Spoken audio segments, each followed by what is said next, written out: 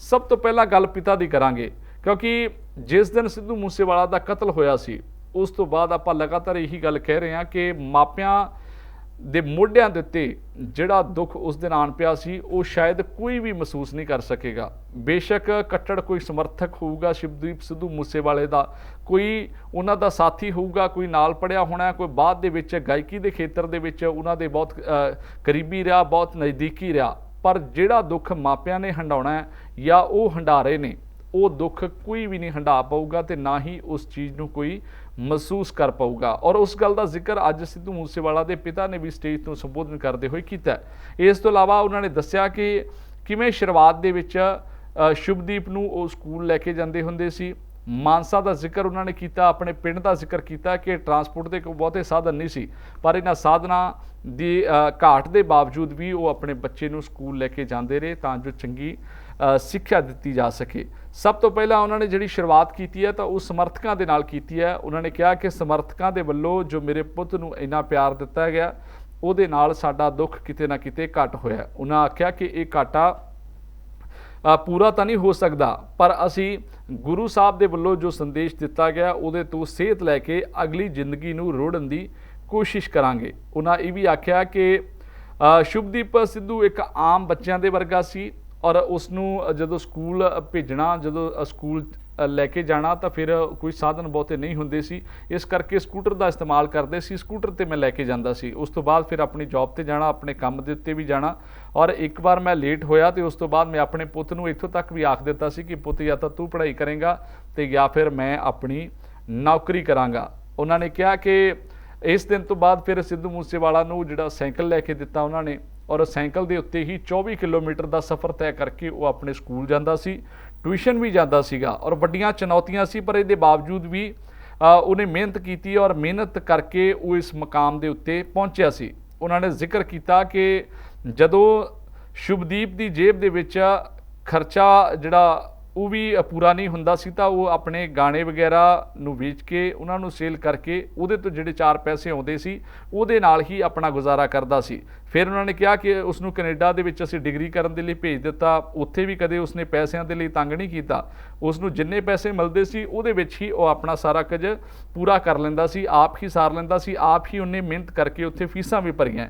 उन्होंने कहा कि सिद्धू मूसेवाला दे नाल साडा बहुत मोह सीगा और बड़ा प्यारा बच्चा सी, बड़ा आदर सत्कार करदा सी, कदे भी किते जाना तो मापियां नूं मिले बिना, मापियां दे गोडी हथ लाए बिना कोई भी काम नहीं करना तो ना ही किते जाना। शायद यही प्यार सी, शायद इन्ना क प्यार उहदे जींदे जी कर लिया कि उहदी मौत जिहड़ी आ जल्दी आ गई, या कह लो कि इस इन्नी जल्दी उसनूं इस जहान तो जाना पिया। उस तो बाद फिर वो सियासतदानां नूं भी भावुक हुंदे होए अपील करते हैं कि जो कुछ ये सारा कुछ वापर रहा आसे पासे उसनूं लैके हरेक कोई परेशान हुंदा है। उन्होंने आख्या सियासतदानां नूं कि पंजाब जिहड़ा नरक दे विच फस चुक्या है उस नरक नूं खत्म कर दिओ, असीं तुहानूं यही अपील करते हैं। उन्होंने कहा कि मेरे बच्चे की कदे कोई शिकायत नहीं आई सी, मैनूं तां हाले तक ये नहीं पता लग्या कि मेरे बच्चे का आखिर कसूर की सी, क्योंकि जदों सिद्धू का नाम वख-वख खबरां दे विच आउंदा सीगा, वख-वख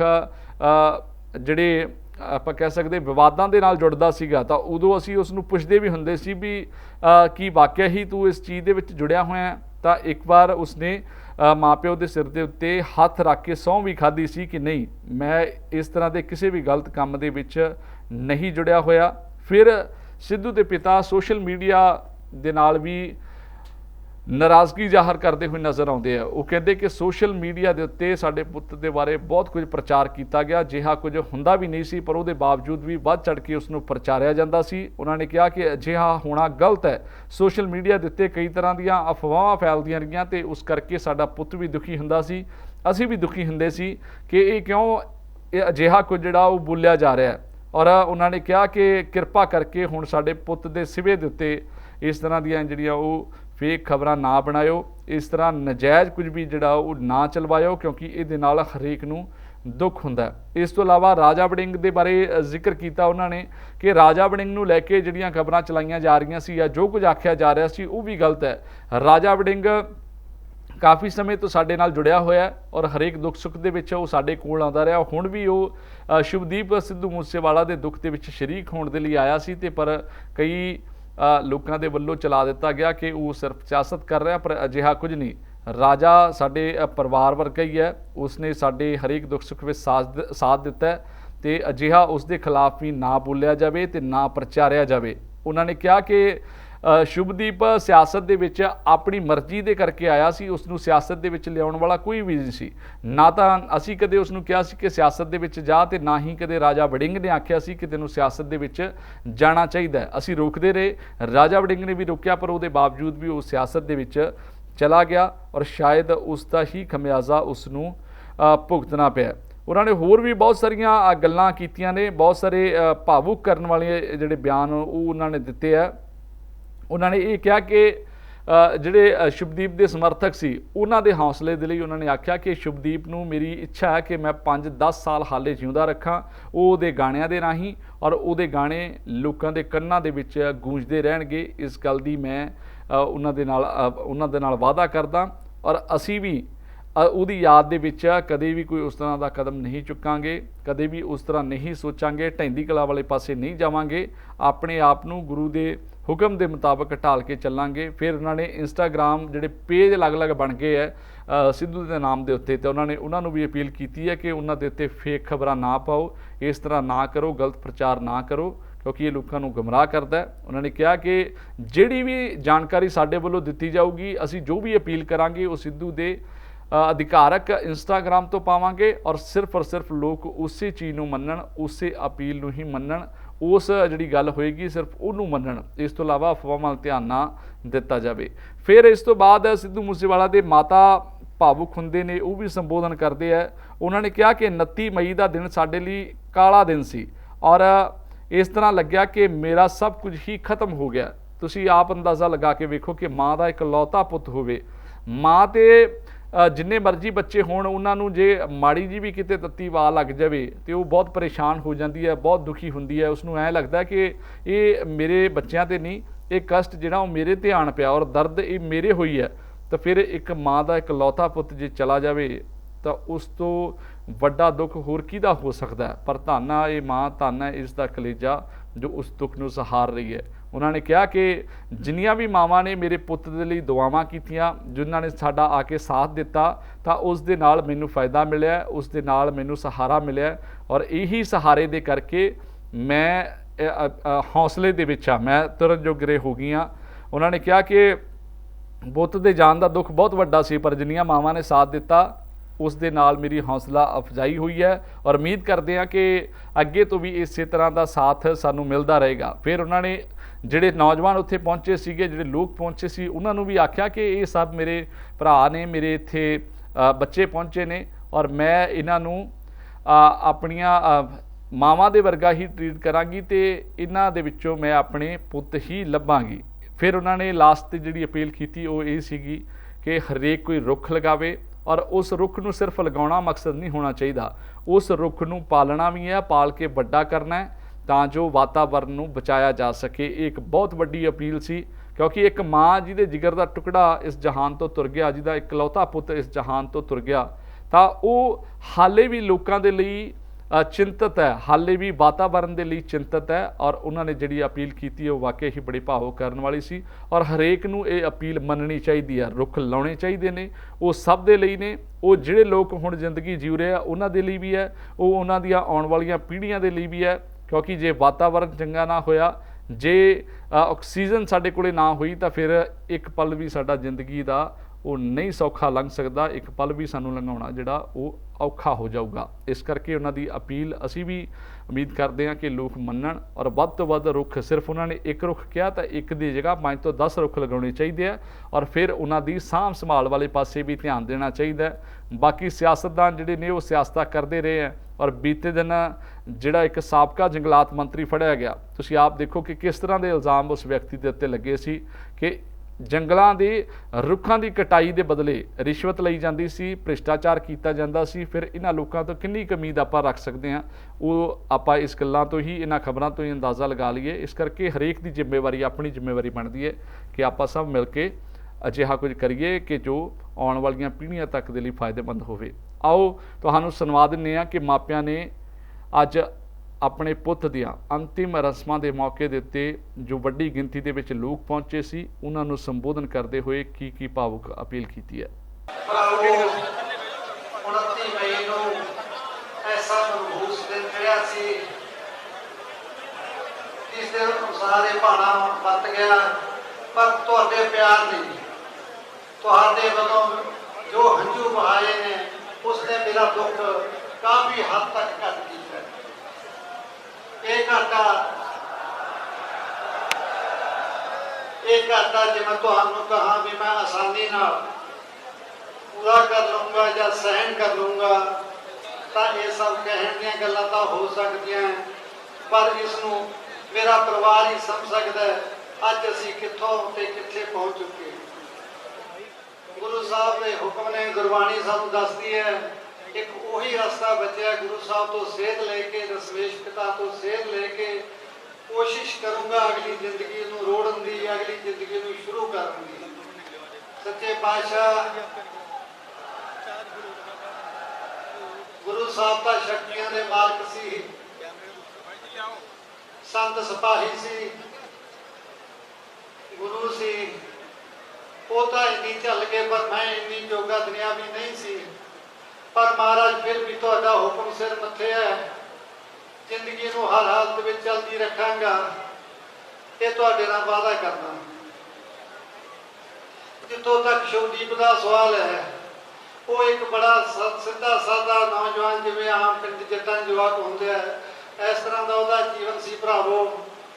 नर्सरी के विच जदों मैं मानसा विद्या भारती स्कूल के विच पढ़न लग्या, तो मेरा ख्याल उदों मेरे पिंड नूं कोई इत्थों बस भी नहीं जाती सी।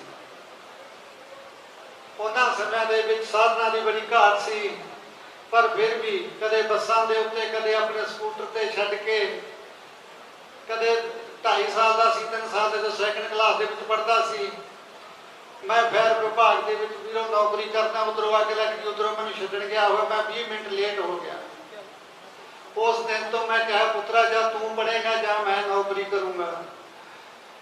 असी छोटा जिहा साइकिल लैता, तुसीं यकीन करो सैकंड क्लास तो साइकिल ते जाना शुरू किया। बच्चे ने +2 तक साइकिल चलाया, डेली 24 किलोमीटर स्कूल जाना, फिर 24 किलोमीटर ट्यूशन ते जाना।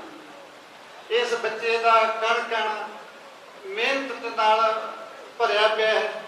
किते भी मतलब पैसे दी तंगियां पुरशां दे नाल असी 2 भरा, सानूं 5-5 6-6 किले पितापुर की जमीन आउंदी सी।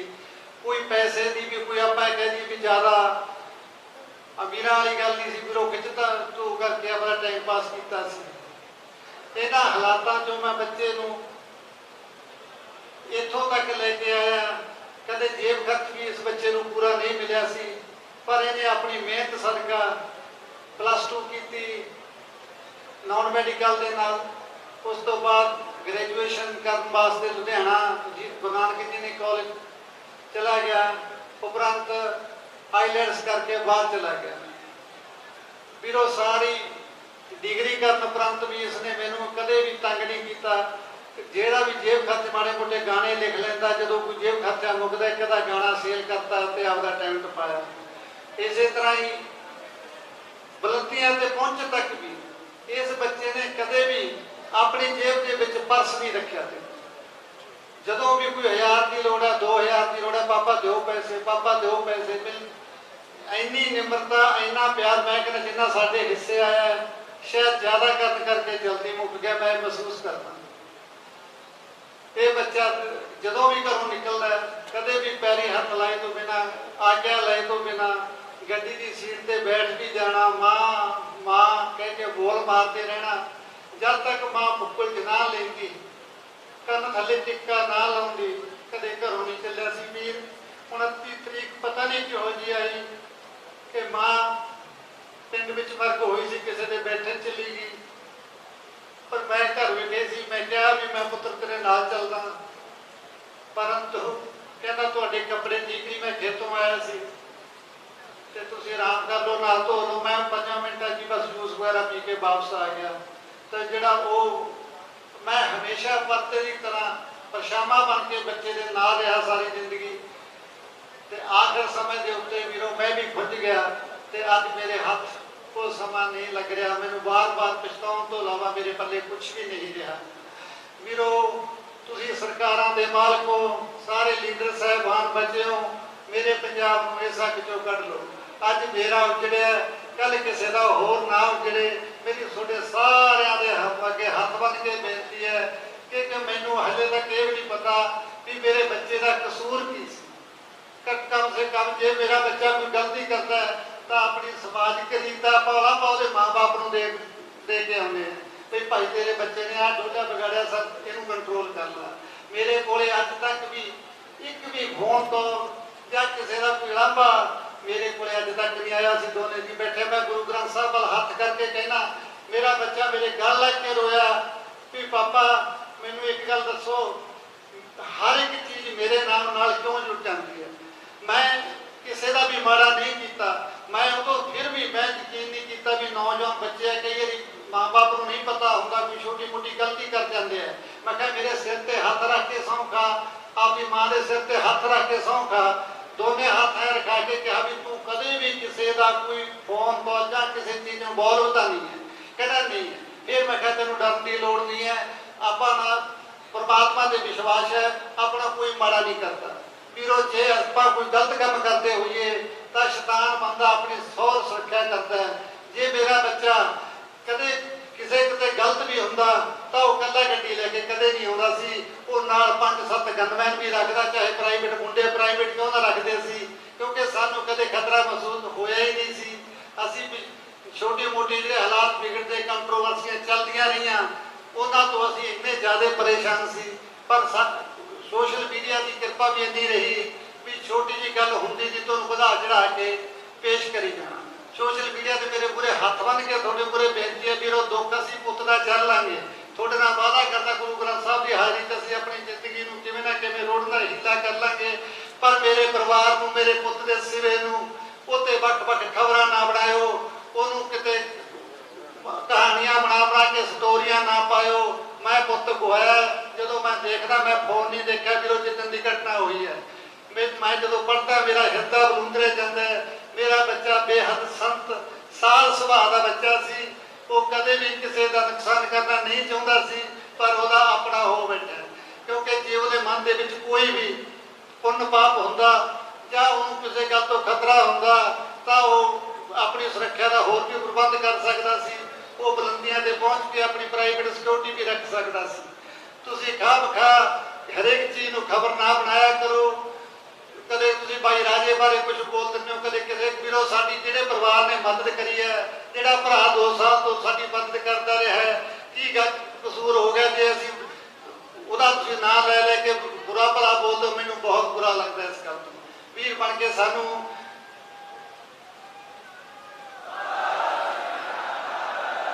ਮੈਂ ਤੁਹਾਨੂੰ ਸਾਰਿਆਂ ਨੂੰ ਕਲੀਅਰ ਕਰ ਦਿੰਦਾ, ਕਿਉਂਕਿ ਤੁਹਾਨੂੰ ਸਾਰੇ ਤੁਸੀਂ ਸੁਣਨ ਵਾਲੇ ਸਾਰੀ ਗੱਲ ਸੁਣਨਾ ਚਾਹੁੰਦੇ ਹੋ।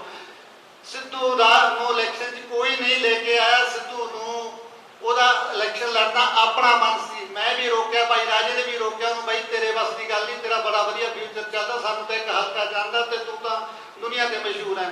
ਉਹਦਾ ਆਪਣਾ ਫੈਸਲਾ ਸੀ। ਵੀਰੋ, ਐਵੇਂ ਨਾ ਕਿਸੇ ਨੂੰ ਬੁਰਾ ਭਲਾ ਬੋਲਿਆ ਕਰੋ। ਮੇਰੀ ਤੁਹਾਡੇ ਚਰਨਾਂ 'ਚ ਹੱਥ ਬੰਨ੍ਹ ਕੇ ਬੇਨਤੀ ਹੈ ਵੀਰੋ, ਪਹਾੜ ਜਿੱਡਾ ਦੁੱਖ ਹੈ, ਕਹਿਣਾ ਸੌਖਾ ਹੈ, ਇਹ ਕਰ ਲਾਂਗੇ ਉਹ ਕਰ ਲਾਂਗੇ, ਪਰ ਜ਼ਿੰਦਗੀ ਦੇ ਵਿੱਚ ਬਿਲਕੁਲ ਘੁੱਪ ਹਨੇਰਾ ਹੋਇਆ। ਪਰ ਸ਼ਾਇਦ ਮੈਂ ਸੋਚਦਾ ਹੁੰਦਾ ਸੀ ਵੀ ਇੱਕ ਤਾਂ ਬੜਾ ਹਰ ਇੱਕ ਇਨਸਾਨ ਦੀ ਜ਼ਿੰਦਗੀ ਦੇ ਵਿੱਚ ਮਾੜਾ ਹੁੰਦਾ ਹੈ, ਚਾਹੇ ਬਚਪਨ ਆ ਜਾਏ, ਚਾਹੇ ਬੁਢਾਪਾ ਆ ਜਾਏ, ਚਾਹੇ ਜਵਾਨੀ ਆ ਜਾਏ। ਪਰ ਮੈਂ ਇੱਕ ਬਦਕਿਸਮਤ ਬਾਪ ਹਾਂ, ਮੈਂ ਬਚਪਨ ਵੀ ਮਾੜਾ ਵੇਖਿਆ, ਮੈਂ ਬੁਢਾਪਾ ਵੀ ਮਾੜਾ ਵੇਖ ਰਿਹਾ। ਚਲੋ ਫਿਰ ਵੀ ਇਹ ਆਪਣੇ ਕਰਮਾਂ ਦੀਆਂ ਤਕਦੀਰਾਂ ਦੇ, ਕੋਈ ਮੈਥੋਂ ਗਊਆਂ ਦੇ ਵਾਲੇ ਨੂੰ ਅੱਗ ਲੱਗੀ ਹੋਣੀ ਹੈ, ਕਦੇ ਕੋਈ ਪਾਪ ਹੋਇਆ ਹੋਣਾ। ਮੈਂ ਗੁਰੂ ਗ੍ਰੰਥ ਸਾਹਿਬ ਨੂੰ ਬੇਨਤੀ ਕਰਦਾ ਕਿ ਸੱਚੇ ਪਾਤਸ਼ਾਹ ਨੇ ਹਰ ਬੱਚਾ ਸਮਝ ਕੇ ਹੋਈਆਂ ਭੁੱਲਾਂ ਦਾ ਪਰਿਵਾਰ ਤੇ ਹੱਥ ਰੱਖਿਓ। ਕਿਸੇ ਵੀ ਵੀਰ ਨੂੰ ਕਦੇ ਕੋਈ ਸਿੱਧੂ ਨੇ ਵੀਰ ਬੱਚੇ ਨੇ ਕੁਝ ਸ਼ਬਦ ਮਾੜਾ ਚੰਗਾ ਬੋਲਦਾ ਹੋਵੇ, ਮੇਰੇ ਪਰਿਵਾਰ ਨੇ ਕਦੇ ਕਿਸੇ ਨੂੰ ਬੋਲਦਾ ਹੋਵੇ, ਮੈਂ ਸਾਰਿਆਂ ਤੋਂ ਹੱਥ ਜੋੜ ਕੇ ਮਾਫੀ ਮੰਗਦਾ। ਵੀਰੋ, ਤੁਸੀਂ ਐਵੇਂ ਜਿਵੇਂ ਸਿੱਧੂ ਨਾਲ ਪਿਆਰ ਬਣਾਈ ਰੱਖਿਓ। ਮੈਂ ਵਾਅਦਾ ਕਰਦਾ ਜਿੰਨੀ ਕਿ ਮੇਰੇ 'ਚ ਹਿੰਮਤ ਬਚੀ ਹੈ, ਮੈਂ ਆਪਣੇ ਬੱਚੇ ਨੂੰ ਸਿੱਧੂ ਤਾਂ ਨਹੀਂ ਬਣ ਸਕਦਾ, ਪਰ ਉਹਦੇ ਕਦਮਾਂ ਦੇ ਚੱਲਣ ਦੀ ਕੋਸ਼ਿਸ਼ ਕਰੂੰਗਾ। ਮੇਰੀ ਕੋਸ਼ਿਸ਼ ਹੈ ਕਿ ਹਲੇ ਸਿੱਧੂ ਨੂੰ ਮੈਂ 5-10 ਸਾਲ ਤੱਕ ਜਿਉਂਦਾ ਰੱਖਾਂ, ਕਿਉਂਕਿ ਸਿੱਧੂ ਗੀਤਾਂ ਰਾਹੀਂ ਤੁਹਾਡੇ ਕੰਨਾਂ ਦੇ ਵਿੱਚ ਵੱਜਦਾ ਰਹੂਗਾ। ਮੇਰਾ ਤੁਹਾਡੇ ਨਾਲ ਵਾਅਦਾ ਇਸ ਗੱਲ ਦਾ।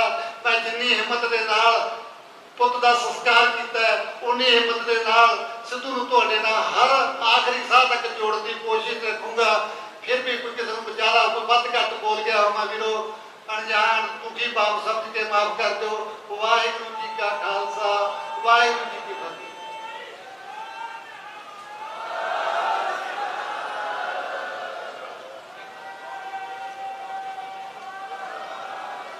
ਸਿੰਘ ਸਾਹਿਬ ਗਿਆਨੀ ਹਰਪਾਲ ਸਿੰਘ ਜੀ ਉਹ ਪਰਿਵਾਰ ਨੂੰ ਦਰਬਾਰ ਸਾਹਿਬ ਵੱਲੋਂ ਦਸਾਰ ਦੇ ਰਹੇ ਨੇ। ਬੋਲੇ ਸੋ ਨਿਹਾਲ। ਬਹੁਤ ਹੀ ਭਾਵੁਕ ਸ਼ਬਦਾਂ ਦੇ ਅੰਦਰ ਮਾਤਾ ਜੀ ਨੂੰ ਸਰੂਪਾ ਦਿੱਤਾ ਜਾ ਰਿਹਾ ਹੈ। ਬੋਲੇ ਸੋ ਨਿਹਾਲ। ਸ਼੍ਰੋਮਣੀ ਗੁਰਦੁਆਰਾ ਪ੍ਰਬੰਧਕ ਕਮੇਟੀ ਵੱਲੋਂ ਸੱਚਖੰਡ ਸ੍ਰੀ ਹਰਿਮੰਦਰ ਸਾਹਿਬ ਵੱਲੋਂ ਬਖਸ਼ਿਸ਼ ਹੋਈ ਹੈ ਸਰੂਪਾਵਤੀ ਤੇ ਨਾਲ ਅਰਦਾਸ ਵੀ ਹੈ ਕਿ ਸਤਿਗੁਰੂ ਜੀ ਪਰਿਵਾਰ ਨੂੰ ਭਾਣਾ ਮੰਨਣ ਦਾ ਬਲ ਬਖਸ਼ੋ। ਔਰ ਬਹੁਤ ਹੀ ਭਾਵੁਕ ਸ਼ਬਦਾਂ ਦੇ ਅੰਦਰ ਸਾਧ ਸੰਗਤ ਜੀ ਬਾਪੂ ਜੀ ਨੇ ਜੋ ਆਪਣੇ ਵਿਚਾਰ ਨੇ ਉਹ ਪੇਸ਼ ਕੀਤੇ ਨੇ। ਮਾਤਾ ਜੀ 2 ਮਿੰਟ ਬੋਲਣਾ ਚਾਹੁੰਦੇ ਨੇ। ਮੈਂ ਉਹਨਾਂ ਨੂੰ ਬੇਨਤੀ ਕਰਾਂਗਾ ਕਿਰਪਾ ਕਰਕੇ ਕਿ ਉਹ ਸੰਗਤ ਦੇ ਨਾਲ ਵਿਚਾਰ ਰੱਖਣ। ਬਾਬਾ ਬਲਜੀਤ ਸਿੰਘ ਜੀ ਦਾਦੂਵਾਲ ਉਹ ਵੀ ਸਰੂਪਾਵਤੀ ਬਖਸ਼ਿਸ਼ ਕਰ ਰਹੇ ਨੇ ਹਰਿਆਣੇ ਦੀਆਂ ਸੰਗਤਾਂ ਵੱਲੋਂ। ਬੋਲੇ ਸੋ ਨਿਹਾਲ। ਮਾਤਾ ਜੀ, ਮਾਤਾ ਚਰਨ ਕੌਰ।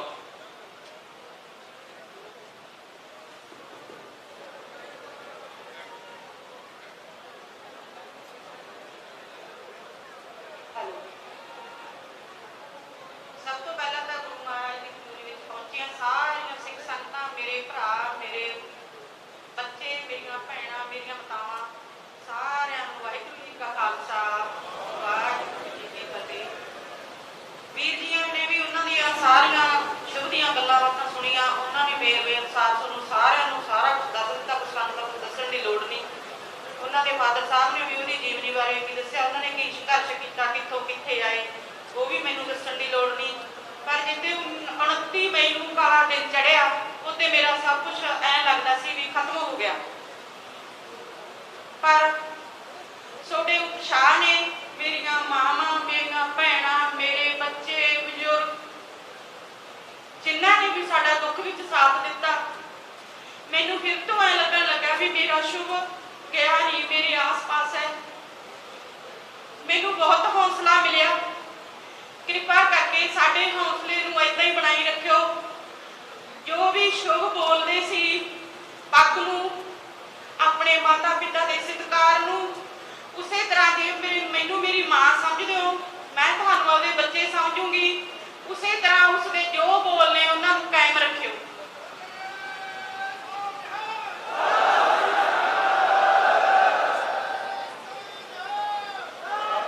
ਅੱਜ ਪ੍ਰਦੂਸ਼ਣ ਬਹੁਤ ਵੱਧ ਚੁੱਕਿਆ। ਮੈਂ ਹਰ ਇੱਕ ਬੱਚੇ ਨੂੰ, ਹਰ ਇੱਕ ਮੇਰੇ ਬਜ਼ੁਰਗ ਨੂੰ ਮੈਂ ਬੇਨਤੀ ਕਰਨਾ ਚਾਹੁੰਦੀ ਹਾਂ ਵੀ ਉਸਦੇ ਨਾਮ ਦਾ ਇੱਕ ਇੱਕ ਰੁੱਖ ਲਾ ਕੇ ਉਹਨੂੰ ਛੱਡਣਾ ਨਹੀਂ, ਉਹਨੂੰ ਪਾਲਣਾ ਹੈ, ਉਸਨੂੰ ਬੋੜ ਦੀ ਤਰ੍ਹਾਂ ਵਧਾਉਣਾ ਹੈ ਤਾਂ ਜੋ ਮੈਨੂੰ ਕੁਛ ਨਾ ਕੁਛ ਸ਼ਾਂਤੀ ਮਿਲ ਸਕੇ। ਇੰਨੀਆਂ ਗੱਲਾਂ ਕਰਦੀ ਹੋਈ ਮੈਂ ਖਿਮਾ ਦੀ ਜਾਤਕਾਂ ਇੱਥੇ ਪਹੁੰਚਣ ਦੇ ਸਭ ਦਾ ਧੰਨਵਾਦ ਕਰਦੀ ਹਾਂ। ਵਾਹਿਗੁਰੂ ਜੀ ਕਾ ਖਾਲਸਾ, ਵਾਹਿਗੁਰੂ ਜੀ ਕੀ ਫਤਿਹ।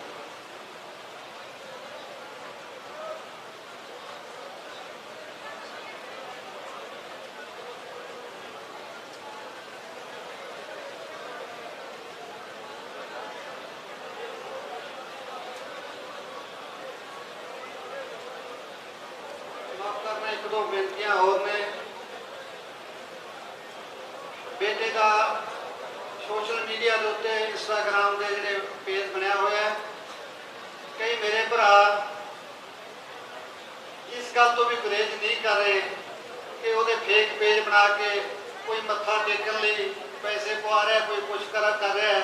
ਤਾਂ ਮੈਂ ਤੁਹਾਨੂੰ ਸਾਰਿਆਂ ਨੂੰ ਇੱਕ ਬੇਨਤੀ ਕਰਨਾ ਬੜੇ ਚਰਨਾਂ 'ਚ, ਤੁਸੀਂ ਕੋਈ ਵੀ ਸਿੱਧੂ ਮੂਸੇਵਾਲੇ ਨਾਲ ਜੁੜੀ ਕੋਈ ਜਾਣਕਾਰੀ ਹੈ, ਕੋਈ ਪ੍ਰੋਗਰਾਮ ਹੈ, ਉਹਦੇ ਜਸਟਿਸ ਸੰਬੰਧੀ ਮੈਂ ਖੁਦ ਅਨਾਉਂਸ ਕਰੂੰਗਾ। ਆਪਾਂ ਵੇਖਦੇ ਹਾਂ, ਆਪਾਂ ਸਰਕਾਰ ਨੂੰ ਟਾਈਮ ਦਿੱਤਾ ਹੈ, ਜੇ ਆਪਾਂ ਨੂੰ ਕੋਈ ਅਗਲਾ ਸੰਘਰਸ਼ ਲਿਖੂੰਗਾ ਮੈਂ ਕੋਟੇ, ਜਦ ਤੱਕ ਆਪਾਂ ਨੂੰ ਇਨਸਾਫ ਨਹੀਂ ਮਿਲਦਾ ਟੇਕ ਕੇ ਨਹੀਂ ਬੈਠਾਂਗੇ। ਮੇਰਾ ਤੁਹਾਡੇ ਨਾਲ ਵਾਅਦਾ ਹੈ, ਪਰ ਮੈਂ ਇਹ ਵੀ ਨਹੀਂ ਕਰਨਾ ਚਾਹੁੰਦਾ ਵੀ ਮੈਂ ਕਿਸੇ ਨੂੰ ਸਮਾਂ ਵੀ ਨਾ ਦੇਵਾਂ। ਸਰਕਾਰ ਨੂੰ ਸਮਾਂ ਲੱਗਦਾ ਹੈ, ਟਾਈਮ ਤੇ ਮੈਂ ਤੁਹਾਨੂੰ ਇੰਸਟਾਗ੍ਰਾਮ ਦੇ ਉੱਤੇ ਜੋ ਵੀ ਸੰਘਰਸ਼ ਦੀ ਅਗਲੀ ਰੂਪਰੇਖਾ ਹੈ ਤੁਹਾਨੂੰ ਅਸੀਂ ਦੱਸਾਂਗੇ। ਬਹੁਤ ਜਿਹੜੀਆਂ ਫੇਕ ਸੂਚਨਾਵਾਂ ਨੇ, ਕੋਈ ਕੁਝ ਪੇਜ ਬਣਾਈ ਬੈਠਾ, ਕੋਈ ਸਟੋਰੀਆਂ ਪਾਈ ਜਾਂਦਾ, ਬਹੁਤ ਕੁਝ ਹੋਊਗਾ ਉਹਦੇ ਇੰਸਟਾਗ੍ਰਾਮ ਤੇ ਸਿੱਧੂ ਦੇ ਨਾਮ ਤੇ। ਤਾਂ ਤੁਸੀਂ ਕੋਈ ਵੀ ਗੱਲ ਦਾ ਸੱਚ ਨਹੀਂ ਮੰਨਣਾ, ਕਿਸੇ ਵੀ ਗਤੀਵਿਧੀ ਨੂੰ ਸੱਚਾ ਨਹੀਂ ਮੰਨ ਲੈਣਾ ਜਦ ਤੱਕ ਤੁਹਾਨੂੰ ਮੈਂ ਦੱਸੂਗਾ। ਮੈਂ ਖੁਦ ਲਾਈਵ ਹੋ ਕੇ ਵੀਡੀਓ ਪਾ ਕੇ ਤੁਹਾਨੂੰ ਉਸ ਦੀ ਮੁਕੰਮਲ ਜਾਣਕਾਰੀ ਦੇਵਾਂਗਾ। ਧੰਨਵਾਦ।